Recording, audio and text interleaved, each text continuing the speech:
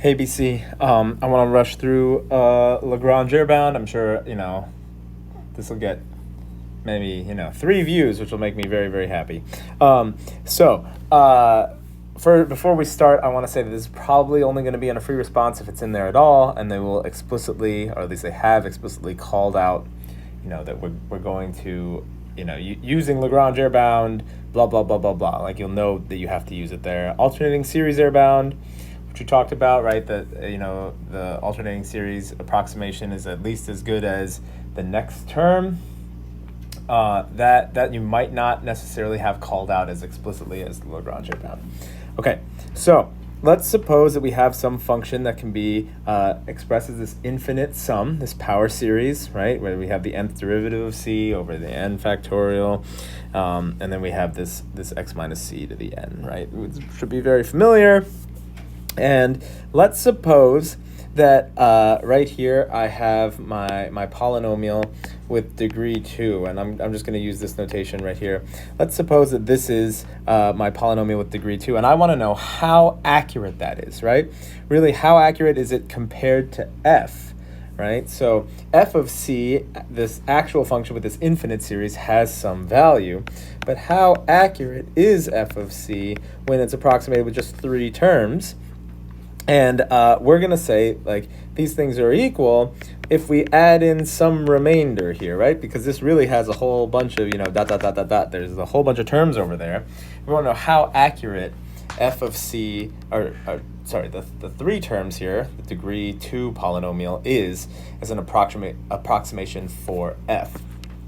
So what we're going to do is we're going to, very similarly to alternating series Airbound, we're going to look at this thing and we're going to come up with an expression in general for this remainder, and sort of how big it could be. So this remainder, whatever it actually is, we're going to say is bounded above by this thing.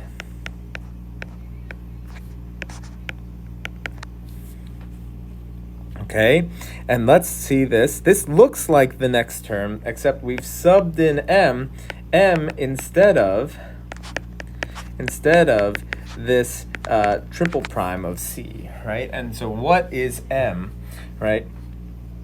M is going to be, m is the max of that f triple prime can be on our interval. Okay, the maximum that derivative can be is what m is on a given interval. Okay, so we're gonna sort of talk through what this is, the max that I will say the absolute value of f can be on our interval. Okay, so this is sort of how good our thing can be, and we're gonna look at the third derivative and we're gonna maximize it. Okay, so let's talk about an example and we'll sort of show how we might use this. Okay, but this is the thing to memorize right here. Sort of take my n plus first term, maximize that n plus first derivative on our interval, and then that'll give us what we want. Okay, so let's find the Lagrange Airbound. So find the Lagrange Airbound for the 4th degree Maclaurin polynomial. Oops, I don't know why I just made that a G. Maclaurin polynomial.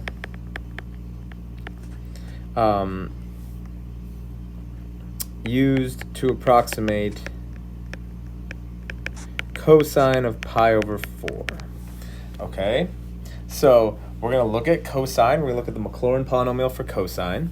So you could pause and try to find that, right? So the 4th degree polynomial for cosine, right? We know that that's 1 minus x squared over 2 factorial plus x to the 4th over 4 factorial, which hopefully you've memorized. And it'd be minus dot, dot, dot, dot, dot, right? So this is really 1 minus x squared over 2 plus x to the 4th over 24, I believe. Okay? And so now we say this is, right, whatever this thing is, this piece of 4 here, right, we're going to say that cosine of pi over 4 is going to be equal to this guy plus some error, right? Some error here. And what is this error, right? Well, this error, this r sub 4, is less than or equal to this thing.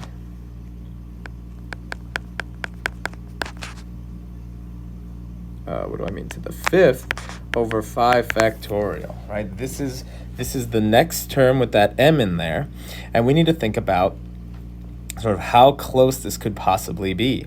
How close this could possibly be, right? So what is, this is really the maximum of f, oh, I don't want to write it like that, of the 5th derivative.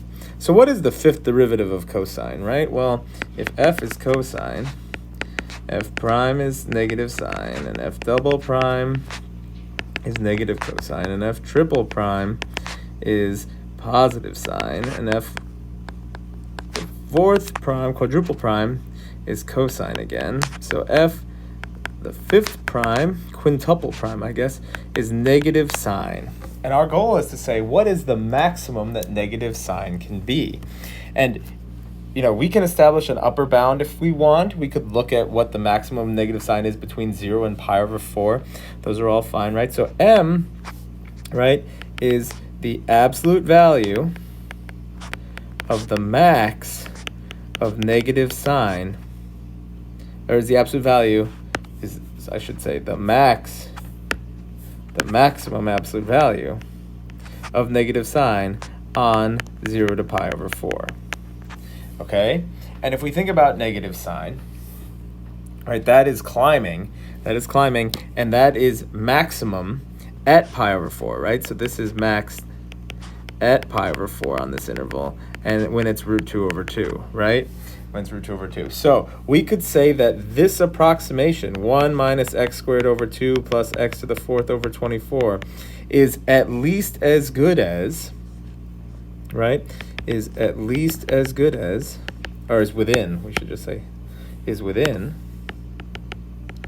this next polynomial that, or this next term that I'm going to write, which is the m is root 2 over 2, right? That's the biggest the derivative can be, root 2 over 2, times pi over 4 to the 5th, all over 5 factorial. That's the closest we can get to this thing. Or not the closest, that is, we are certainly within that, so it's the farthest we could be away, I guess is what I should have said, right? So that is square root 2, I'm using Desmos right now to actually evaluate this thing, so we can tell how close we are, pi over 4 to the 5th, and then divided by 5 factorial. So that tells us right here that we are within 0.00176 of the actual value of pi over 4, right? So if we plug in, right, so this is our max error, or our Lagrange error bound is what we really want to call it,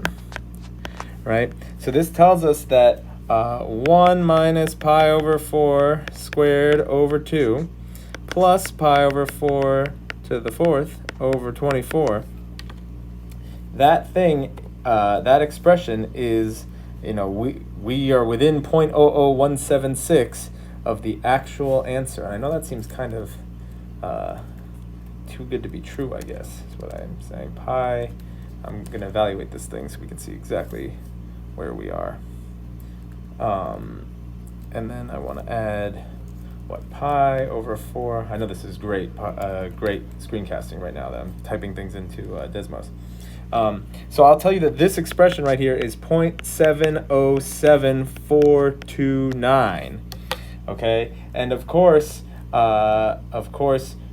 root 2 over 2 is actually very close to that, right? Root 2 over 2 is actually cosine of pi over 4. I want to get as many decimals as possible, right? I know it's 0.707 something, 0.707107, okay? So we are certainly within this error bound, right? So the moral of the story is, if we see one of these problems, and I'll post one at some point soon, if we see one of these problems on the AP, we look at the next term. So we look at the next term's derivative. We're doing like a 5th degree. We're going to look at the 6th derivative. We're going to maximize it on the interval. And then we're just going to evaluate that term and say, this is, I'm at least as good, or I'm within this bound of the actual value.